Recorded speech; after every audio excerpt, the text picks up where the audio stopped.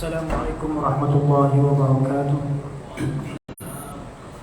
Kita niat hadiahkan kepada bacaan surah Al-Fatihah. Kita hadiahkan kepada roh baginda Nabi sallallahu alaihi wasallam dan sekalian arwah para anbiya dan sekalian para ulama, para aulia, khasnya kepada pengarang kitab Al-Jawharul Mawquf. Al-Fatihah. A'udzubillahi minasyaitonir rajim. Bismillahirrahmanirrahim. Alhamdulillahi rabbil alamin, arrahmanir rahim, maliki yaumiddin. Iyyaka na'budu wa iyyaka nasta'in. Ihdinas siratal mustaqim.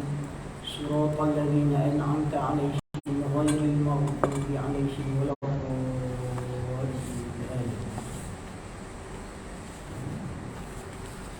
Alhamdulillah nahmaduhu wa nasta'inuhu wa nastaghfiruhu wa nu'minu bihi wa natawakkalu 'alaihi. ونعوذ بالله من شرور أنفسنا ومن سيئات أعمالنا من يهده الله فلا مضل له ومن يضلله فلا هادي له ونشهد أن لا إله إلا الله وحده لا شريك له وأشهد أن محمدا عبده ورسوله صلى الله عليه وعلى آله وصحبه وبارك وسلم تسليما كثيرا كثيرا. أما بعد فإن أصدق الحديث كتاب الله تعالى وخير الهدي هدي محمد صلى الله عليه وسلم وشر الأمور محدثاتها وكل محدثة بدعة وكل بدعة ضلالة وكل ضلالة في النار. سبحانك لا علم لنا إلا ما علمتنا إنك أنت العليم الحكيم ولا حول ولا قوة إلا بالله العلي العظيم. قال المؤلف رحمه الله تعالى ونفعنا بعلومه آمين. Telah berkata pengarang kitab Al-Jawharul Mawquf wa Munabbihatul Qulub bagi Al-Alim Al-Allamah Syekh Ali ibn Abdul Rahman Al-Kalandani, yang mana kita sampai pada muka surat 186 bagi kitab yang Jawi, pada baris yang ke-12 daripada bawah, 11 daripada bawah, dan muka surat 361 bagi kitab yang Rumi, yang mana kita masih lagi dalam bab yang ke-37 pada menyatakan kelebihan menyebutkan mati. Ini kelebihan mengingati ahwal kematian.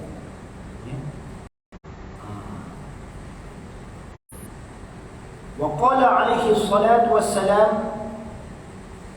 إذا مات العالم بكت عليه السماوات والأرض 70 يوما. وقال عليه الصلاة والسلام إذا مات العالم بكت عليه السماوات والأرض 70 يوما. Dan sabda Nabi alaihi salatu wassalam, idza mata, apabila mati, al-alimu, seorang yang berilmu,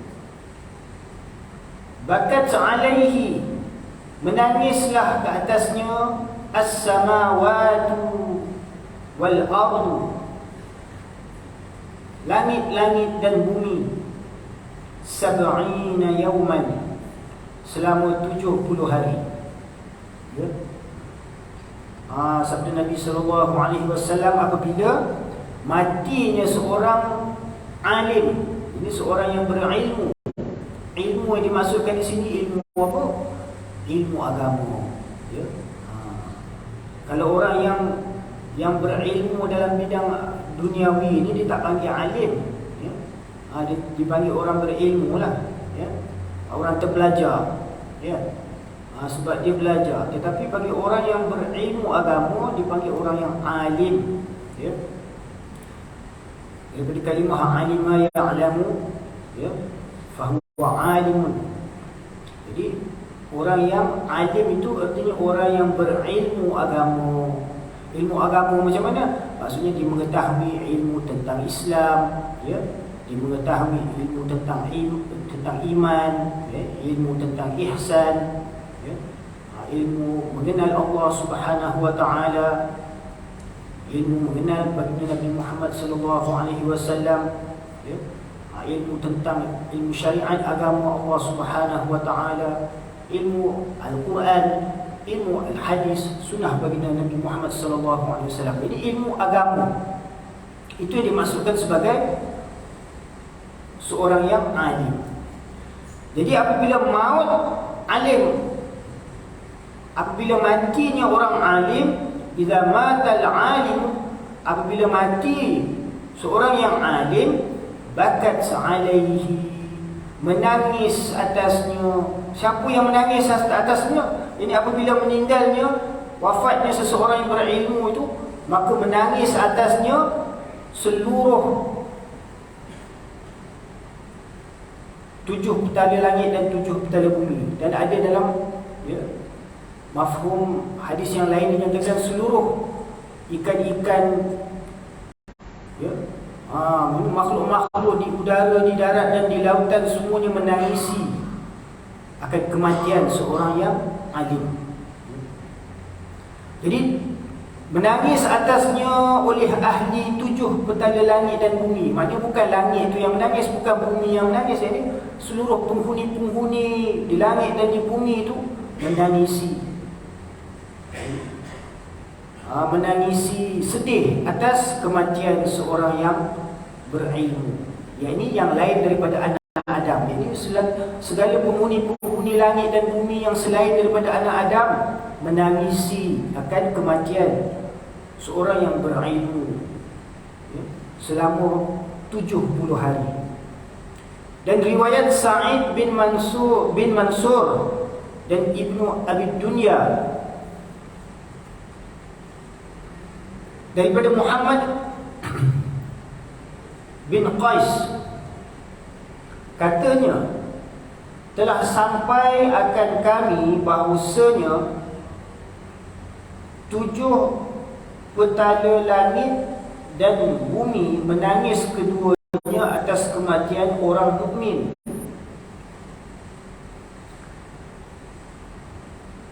Berkata langit,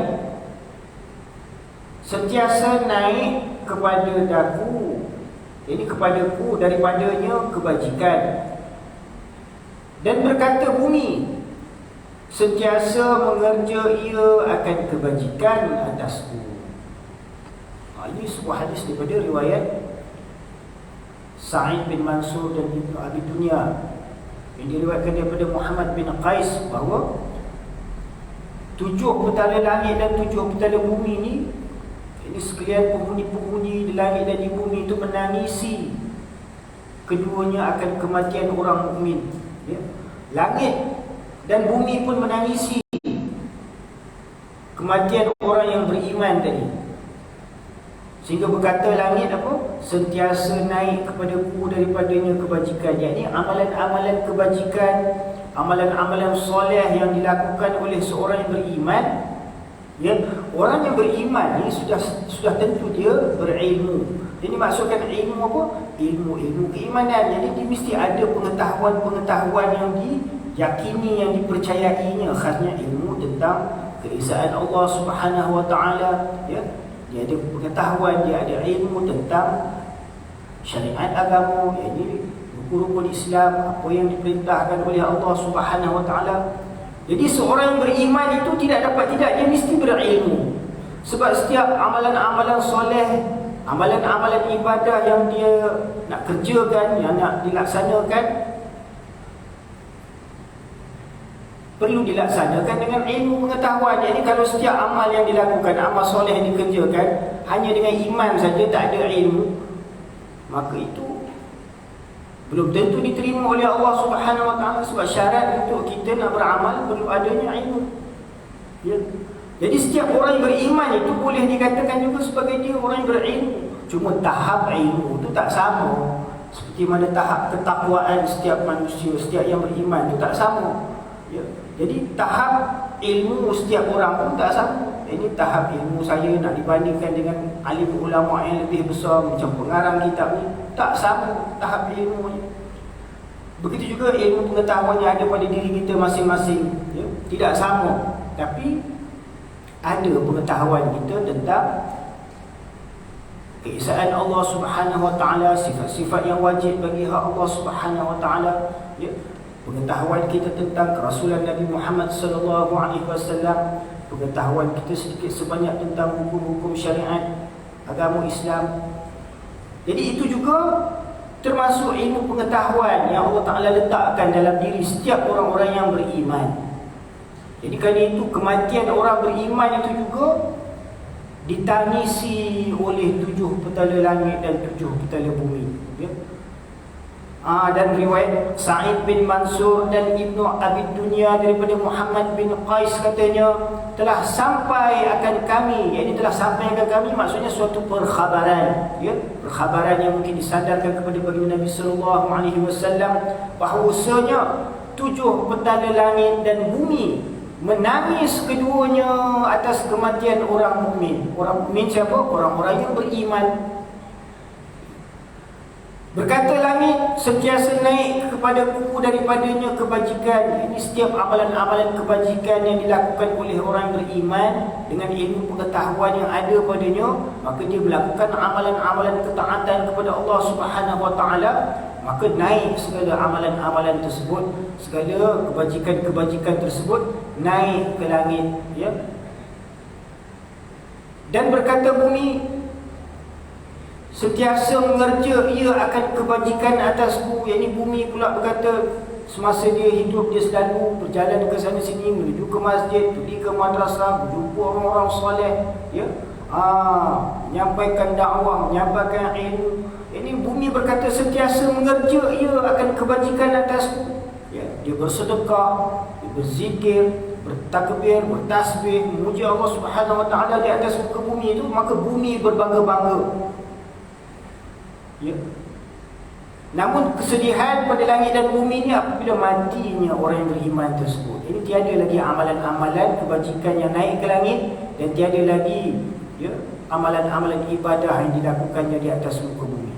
Kata Atha radhiyallahu anhu, menangis langit itu iaitu syafaq yang merah pada tempatnya. Ini tanda-tanda yang dapat dilihat pada alam ini apabila berlakunya kematian seseorang yang berilmu itu. Maksudnya yang betul-betul berilmu itu, yang benar-benar khauf, takut kepada Allah Subhanahu Wa Taala. Innama yakhshallahu min ibadihi al-ulama. Sesungguhnya yang takut kepada Allah Subhanahu Wa Taala di kalangan hamba-hambanya adalah orang-orang yang alim ulama, yakni orang yang berilmu, yang memiliki ilmu pengetahuan agama. Jadi tanda menangisnya langit itu apabila kelihatan suatu garis merah atau dinamakan syafaq yang merah pada langit, ya, pada tempatnya. Dan riwayat daripada Sufyan As-Sawri katanya dikatakan bahawasanya merah yang ada pada langit itulah menangisnya langit atas kematian orang mukmin itu. Menangisnya langit, tangisan langit atas kematian seseorang yang beriman lagi berilmu pengetahuan agama dapat kelihatan, ya, tanda-tandanya di muka bumi ini, di alam ini, apabila kelihatan garis merah tersebut, ya, garis merah pada syafaq langit. Faedah di bahawasanya dimatikan seorang pada bumi yang dijadikan dia daripadanya seperti riwayat Tirmizi dan lainnya.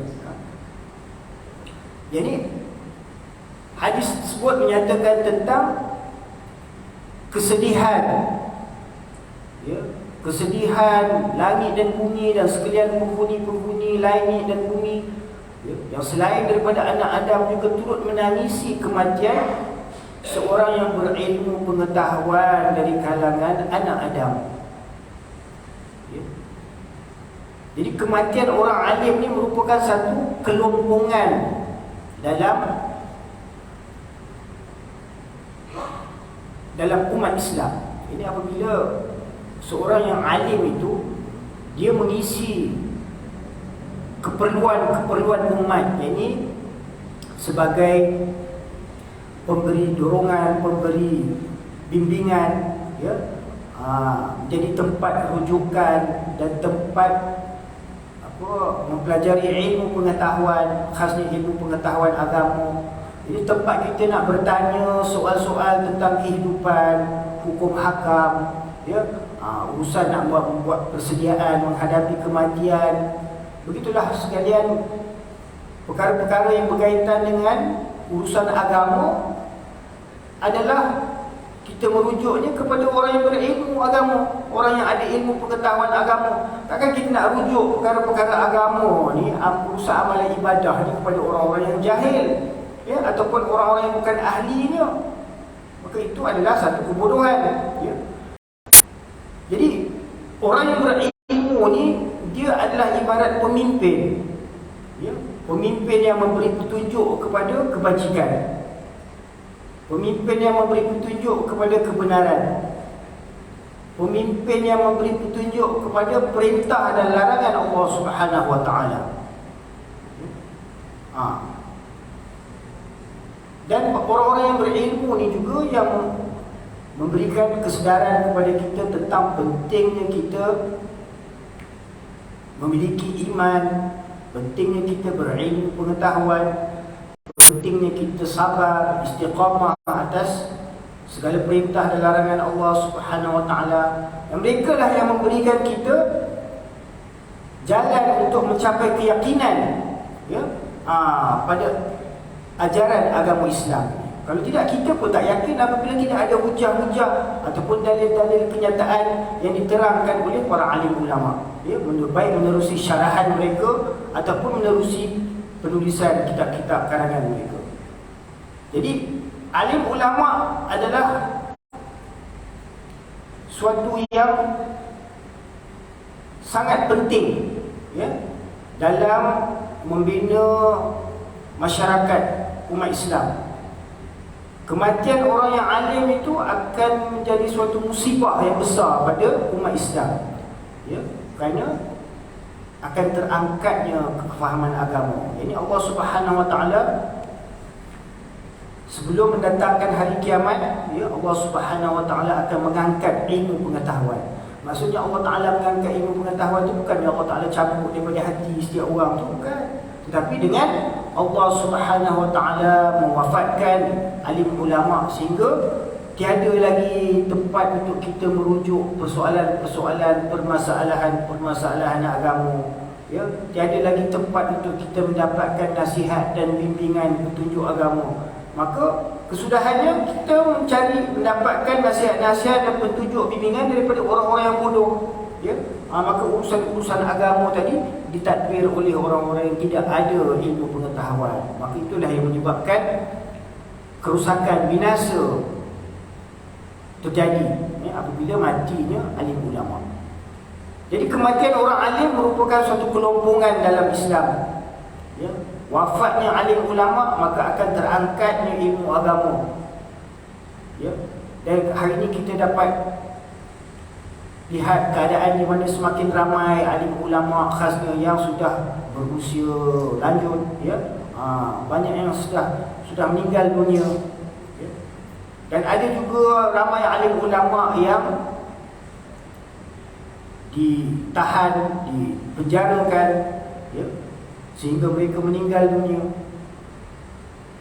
Jadi itu adalah tanda-tanda alamat semakin hampirnya hari kiamat, apabila semakin ramai alim ulama yang memperjuangkan kebenaran, ya, yang menyampaikan kebenaran, ya, semakin ramai meninggalkan dunia ini. Maka apabila tak ada ulama, manusia akan rujuk kepada orang-orang yang jahil, ya, orang yang berfatwa tanpa ilmu, ya. Hari ini dah makin ramai dah mereka yang mengeluarkan fatwa dengan pandangan fikiran mereka sendiri tanpa merujuk kepada orang-orang yang berilmu, ya. Jadi ilmu itu apa? Ilmu itu ibarat cahaya, ibarat penunjuk, ibarat pelita, ya, yang mana dapat memberikan pencerahan, penerangan dalam kita nak memahami urusan syariat agama Allah Subhanahu wa taala ni. Jadi seorang yang alim, dia adalah seorang yang memberi manfaat kepada manusia menerusi ilmu pengetahuan mereka, yang mereka manfaatkan, yang mereka mengajarkannya, ya.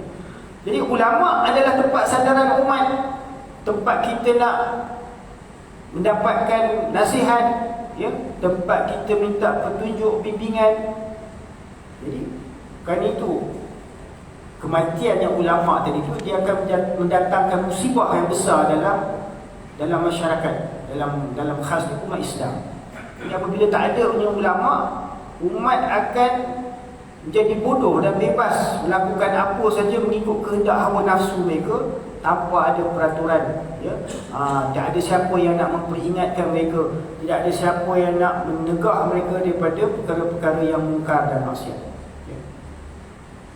Jadi alamat kiamat, tanda-tanda nak makin hampirnya kiamat itulah apabila semakin ramai wafatnya alim ulama, ya. Diangkatnya ilmu dan kebodohan makin bertambah, ya. Jadi kematian ulama itu tanda ilmu terangkat.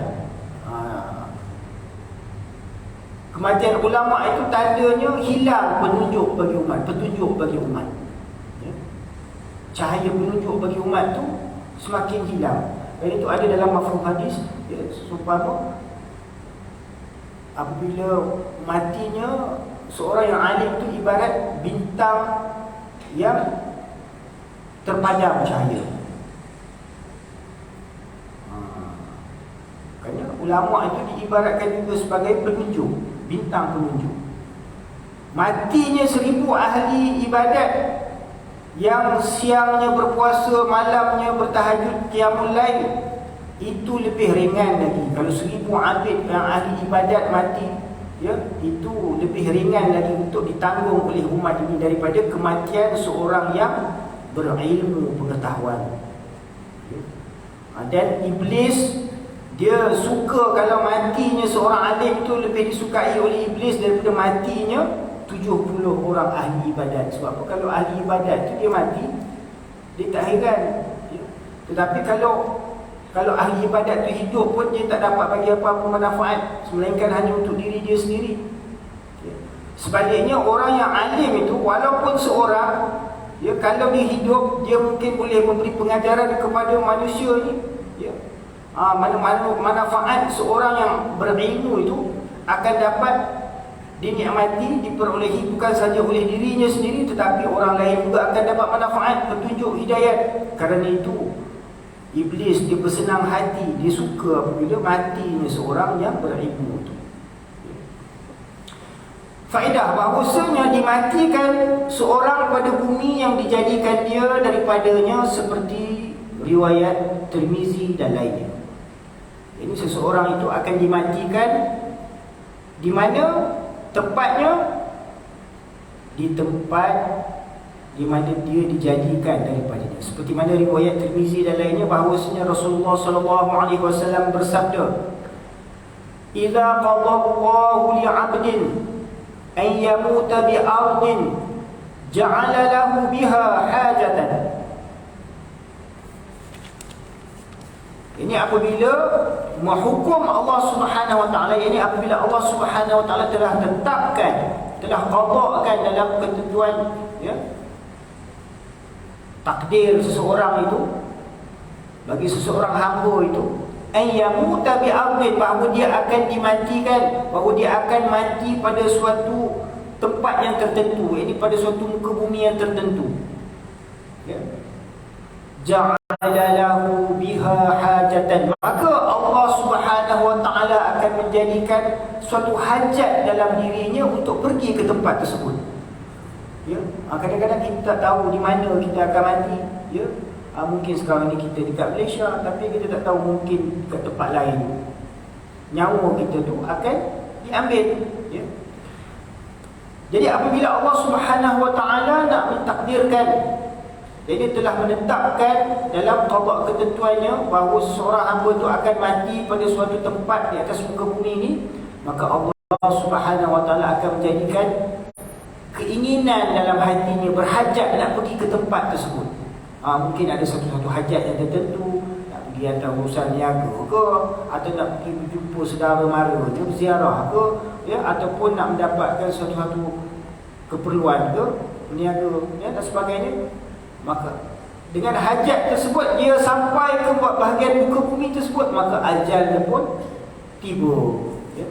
Dan riwayat Dailami akan hadis marfu', tiap-tiap kanak-kanak yang diperanakkan dia ditabur pada pusatnya daripada tanah kuburnya, maka apabila mati dia dikembalikan dia pada tanah.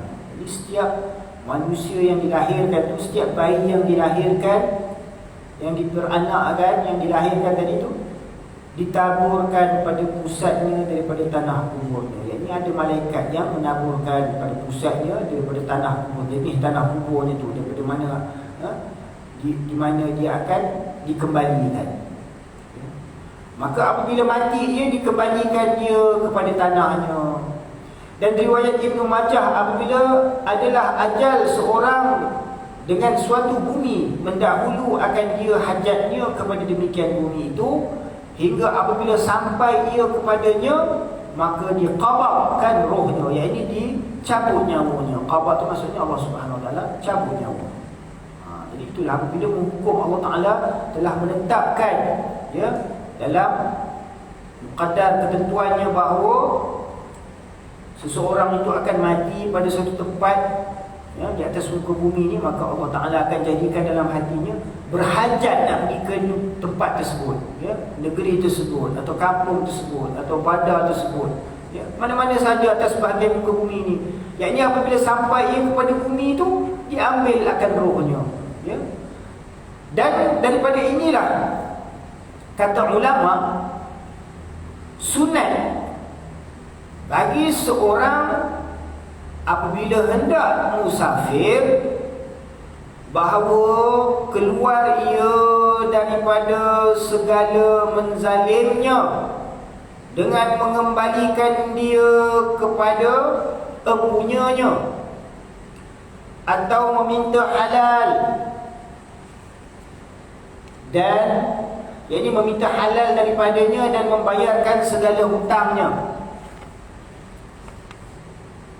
dan berwasiat dengan barang yang ada baginya dan barang yang ada atasnya. Maka bahawasanya tiada ia ketahui adakah kembali ia daripada musafirnya atau tiada.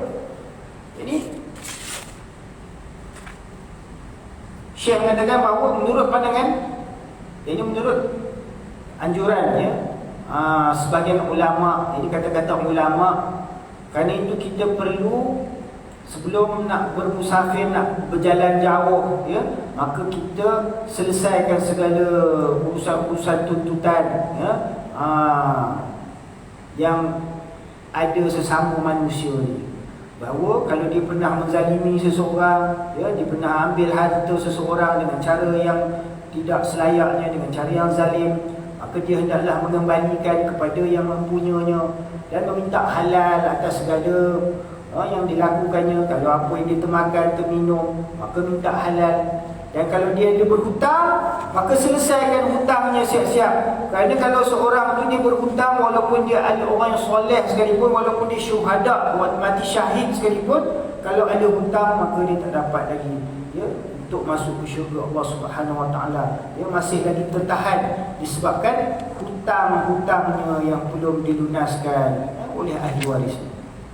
Dan berwasiat dengan barang yang ada baginya, iaitu sebelum nak keluar bermusafir jalan jauh, ya, kalau setakat nak beli kedai dekat ni tak apalah, tak payahlah nak pergi. Ini untuk bermusafir, maksudnya untuk suatu perjalanan yang panjang, ya, mungkin nak pergi umrah ke, ya, ataupun mungkin nak pergi atau sesuatu urusan perlu keluar negara, ya, untuk suatu tempoh jangka masa yang lama, maka hendaklah kita selesaikan segala hutang piutang, ya, dan wasiatkan dengan barang yang ada baginya dan barang yang ada atasnya. Ini tinggalkan segala, ya, wasiat pesanan apa yang kita nak wasiatkan, ya, kepada ahli keluarga kita. Maka bahawasanya tiada ia ketahui adakah kembali ia daripada musafirnya atau tiada. Yang kita tak tahu. Ya, mungkin di dalam perjalanan tadi disebabkan suatu hajat yang tertentu, kita terpaksa bermusafir ya, ke sebuah tempat yang tertentu atas muka bumi ini. Kita tak tahu, mungkin nyawa kita akan diambil di sana. Sebab tu perlulah kita selesaikan dahulu segala tuntutan-tuntutan ya, yang mana kalau kita tak selesaikan, ianya akan dituntut di akhirat nanti. Dan diriwayatkan bahawasanya seorang lelaki masuk ia atas Nabi Sulaiman alaihi salam bin Daud alaihi salam.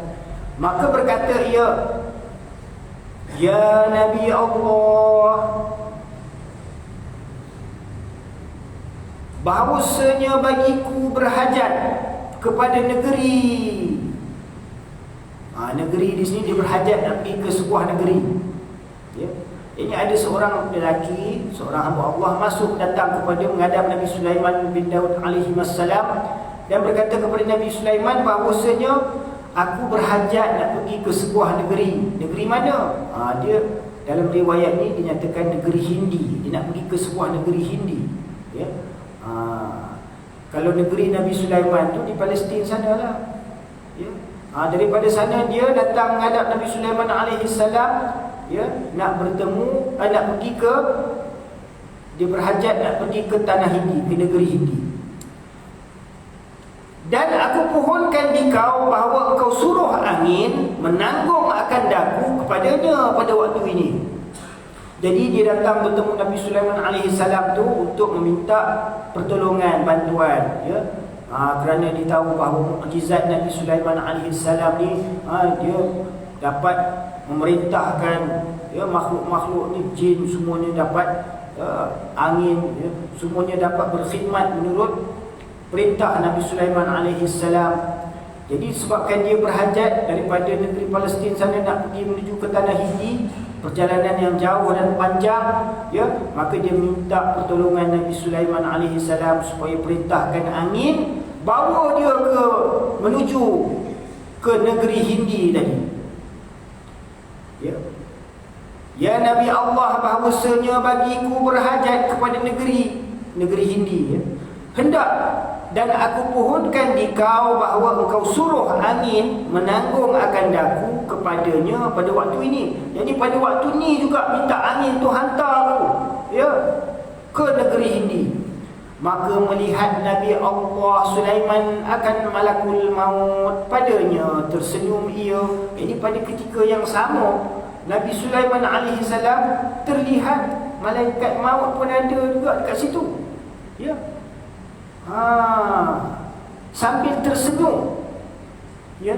Malaikat maut tu dan ada dalam pada waktu itu dan melihat perbualan hamba Allah ni dengan Nabi Sulaiman AS dengan keadaan tersenyum. Maka berkata Nabi Sulaiman AS, daripada apa engkau tersenyum wahai malaikat maut? Kenapa engkau tersenyum? Apa menyebabkan engkau tersenyum? Maka kata malaikat maut, ta'ajub aku bahawasanya disuruh Allah akan daku dengan mengambil nyawanya orang ini pada negeri Hindi pada saat ini. Dan aku lihat akan dia ada pada engkau. Yang ini Allah Subhanahu Wa Taala telah memerintahkan malaikat maut untuk mencabut nyawa hamba Allah Taala tersebut. Ya. Dan Allah Taala memberitahu bahawa cabut nyawanya di negeri Hindi pada saat-saat sekalian, waktu sekalian. Ya. Jadi dia pun tunggu dekat negara Hindi, tak datang-datang, tak ada pun. Jadi dia pun mencari, tengok-tengok hamba Allah Ta'ala tersebut berada di sisi Nabi Sulaiman AS. Dan dia melihat bahawa permintaan hamba Allah Ta'ala tersebut minta tolong Nabi Sulaiman AS kirimkan angin itu supaya hantar dia ke negeri Hindi. Maka tertawa, tersenyumlah malaikat maut tu. Dia takjub aku ingatkan memang nyawa orang ni akan diambil di tanah Hindi, tapi tengok ada di sisi Nabi Sulaiman AS. Tapi tiba-tiba Allah Subhanahu Wa Taala tunjukkan ahwal tersebut bahawa hamba tadi minta supaya dihantar ke tanah Hindi sebab dia berhajat nak pergi ke negeri Hindi. Ya. Maka pada waktu itu juga Nabi Sulaiman AS arahkan angin menghantar hamba Allah Ta'ala tadi menuju ke negeri Hindi. Sampai di negeri Hindi, maka diriwayatkan bahawasanya angin menanggung akan dia kepada negeri Hindi. Pada saat itu maka mengambil ia akan nyawanya pada tempatnya negeri Hindi. Jadi itulah, ya.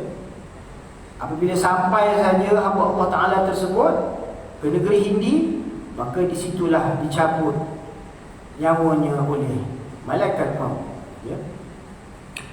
Jadi seseorang itu akan dimatikan pada suatu tempat yang tertentu di atas muka bumi ini, ya. Maka Allah Subhanahu Wa Ta'ala akan meletakkan suatu hajat padanya untuk menuju ke tempat tersebut. Wallahu a'lam. Dan sabda Nabi alaihi salam, "Man lam yahzan bimautil alimi fahuwa munafiqun munafiqun munafiqun." Qalaha salasa marratin. Ya, sabda Nabi sallallahu alaihi wasallam, "Man lam yahzan bimautil alimi fahuwa munafiqun munafiqun munafiqun." Jadi barang siapa tiada duka cita, man lam yahzan, barang siapa yang tidak sedih, tidak duka cita, ya, bimautil alimi, dengan sebab kematiannya seorang yang berilmu. Ini barang siapa yang tiada duka cita bagi mati orang yang alim, itu tanda alamat apa? Fahuwa munafiqun, ya, maka iaitu munafik, ya. Dan Rasulullah SAW mengulangi, berkata Nabi akan dia 3 kali, iaitu kemunafikan yang ada dalam diri seseorang yang tidak menangisi, tidak sedih atas kematian seseorang yang berilmu, alim ulama, ya, di kalangan umat ini. Maka itu adalah tanda-tanda, ciri-ciri nifaq ada di dalam hatinya, ya.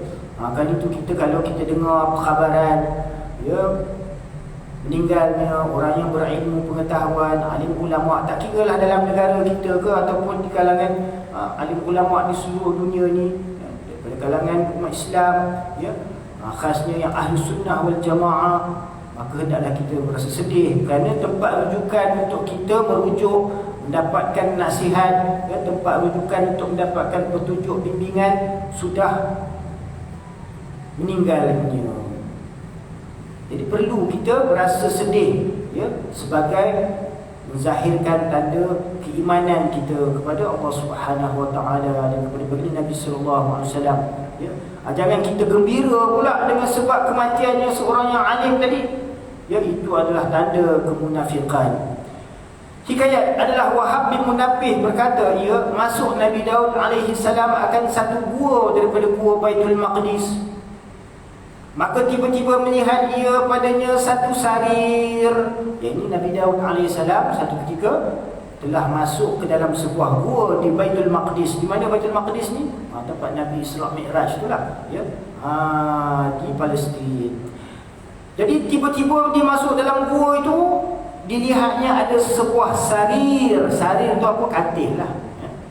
Sebuah katil. Ada atasnya satu mayat lelaki. Jadi di atas katil tersebut ada sekujur tubuh badan, ya, mayat seorang lelaki. Dan ada pada kepalanya satu lauh. Ini suatu lauh, ini suatu, ya, mungkin batu yang tertulis padanya, "Aku Raja Fulan, memilih aku kerajaan 1000 tahun. Dan aku berkahwin 1000 perempuan bikir." Ini 1000 perempuan bikir itu 1000 perempuan yang anak dara lah, yang belum pernah berkahwin, ya. "Dan aku perbuat 1000 negeri. Dan aku mengalahkan 1000 tentera. Dan inilah kelakuan hal tempat tidurku akhirnya. Maka mengambil fikir olehmu dan mengambil iktibar olehmu akan dengan daku, hai ahli ad-dunya."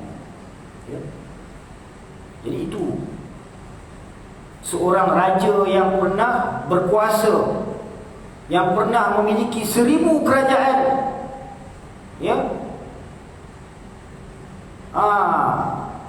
Bukan 1000 kerajaan yang pernah memiliki kerajaannya itu selama 1000 tahun. Ya.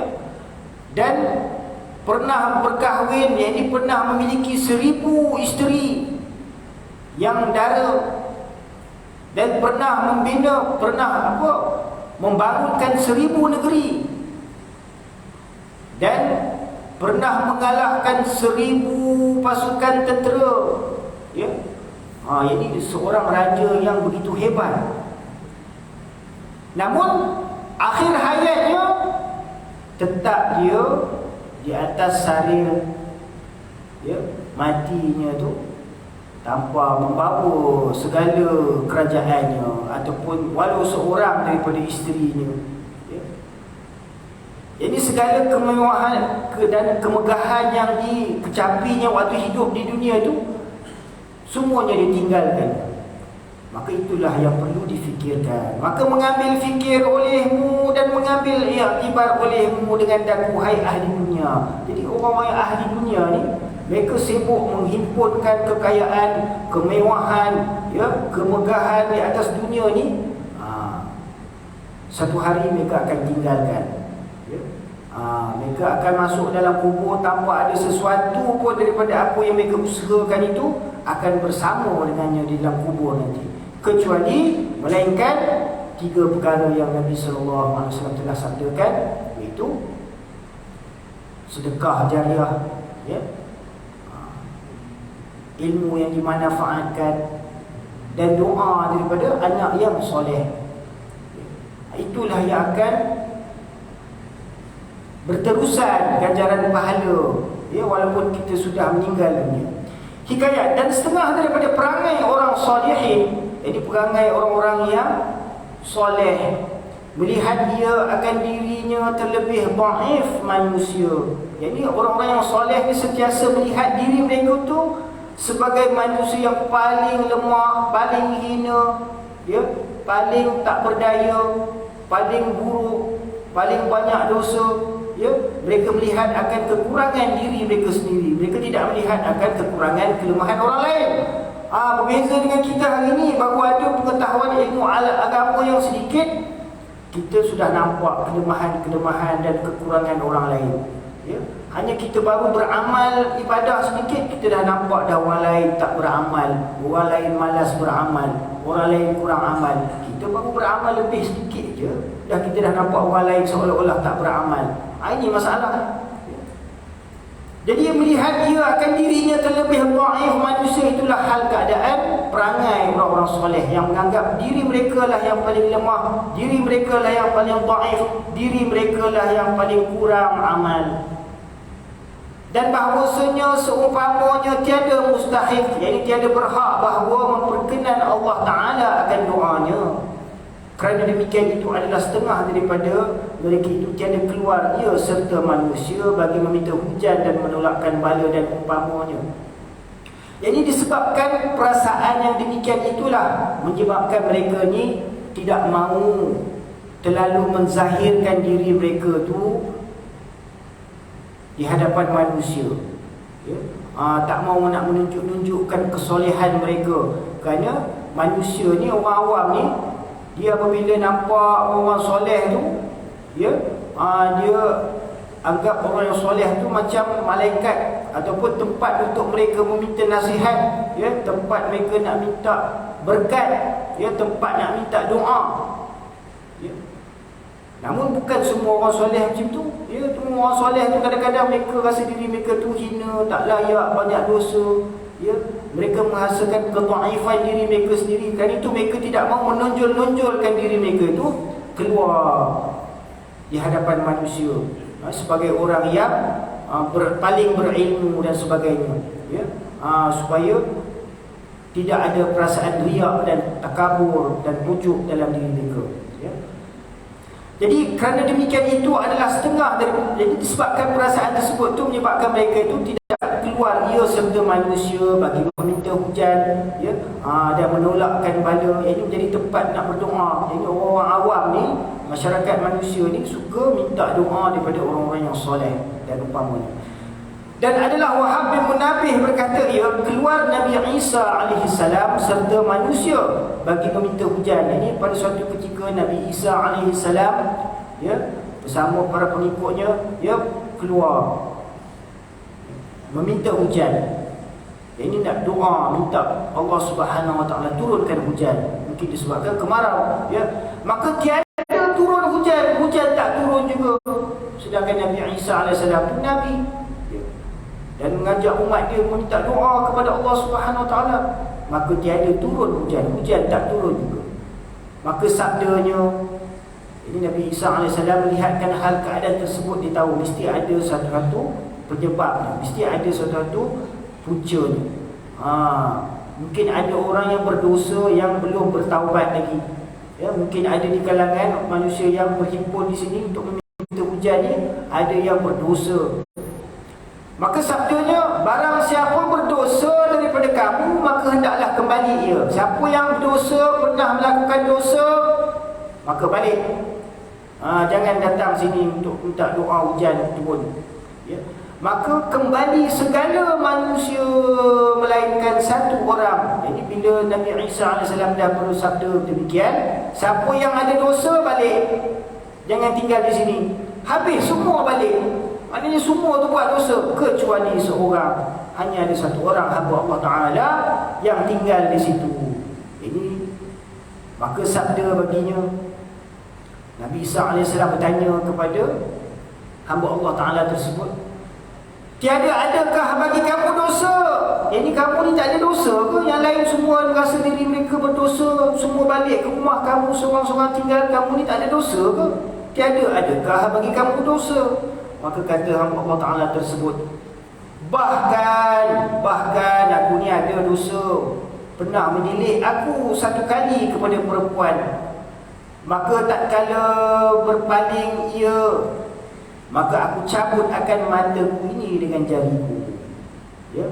Jadi tidak adakah bagi kamu dosa? Ya. Nabi Isa bertanya kepada hamba Allah Ta'ala tersebut, dia kata, bahkan ada ya Nabi Allah. Ya, ada. Ya. Bahkan ada. Tapi ada dosa dia tu, dia segera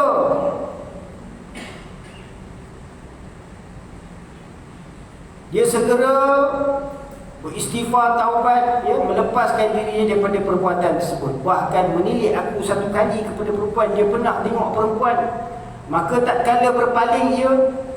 Ini sesudah dia terlihat perempuan tu, dia terus berpaling, memalingkan pandangannya daripada melihat yang haram, maka aku cabut akan mataku ini dengan jariku. Terus segera dicabut mata itu, ya, dikeluarkan biji matanya kerana terlihat akan seorang wanita yang ajnabi.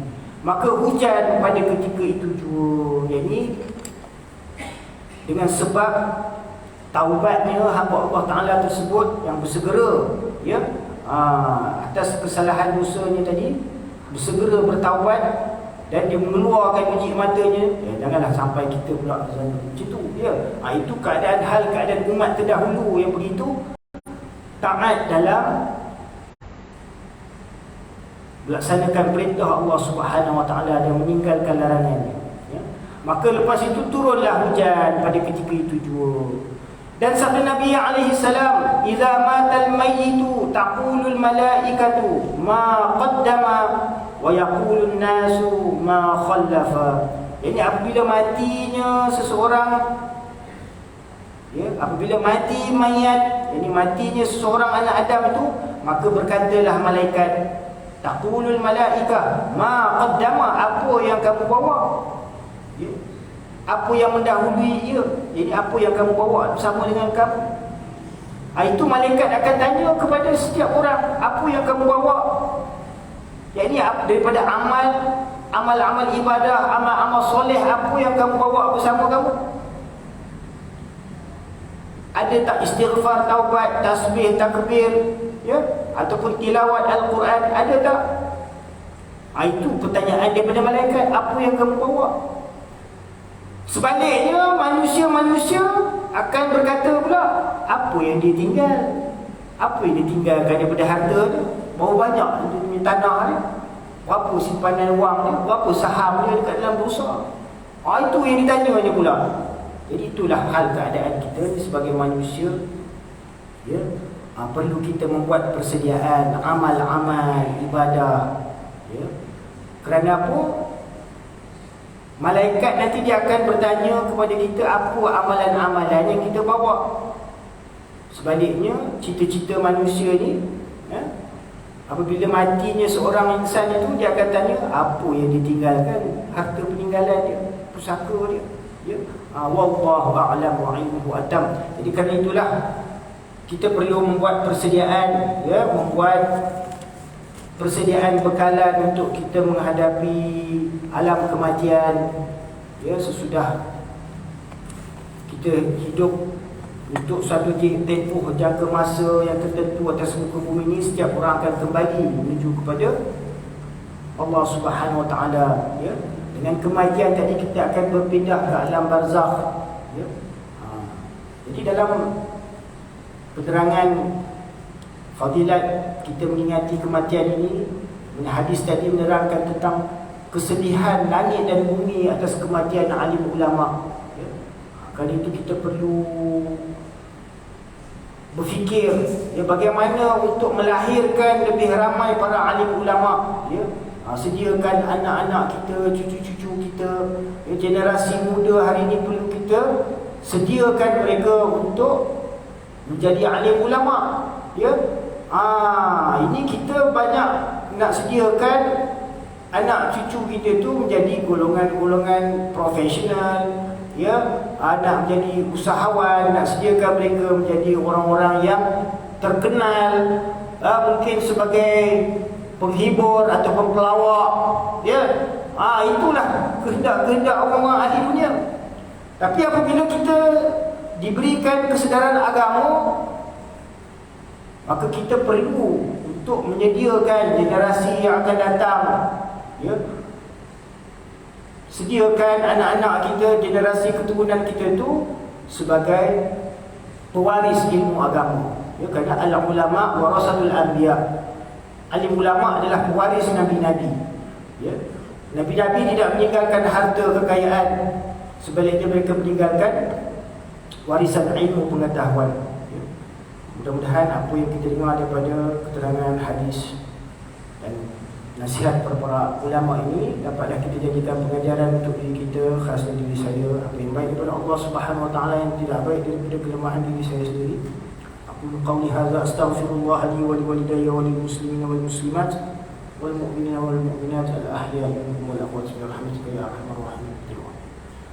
A'udzu billahi minasyaitonir rajim. Bismillahirrahmanirrahim. Alhamdulillahi rabbil alamin wassalatu wassalamu ala asyrafil anbiya'i wal mursalin wa ala alihi wa sahbihi ajma'in. Allahumma shalli ala sayyidina Muhammad wa ala ali sayyidina Muhammad. Allahumma anfa'na bima 'allamtana wa 'allimna ma yanfa'una wa zidna 'ilma. Rabbana zidna 'ilma, Rabbana zidna 'ilma, Rabbana zidna 'ilma.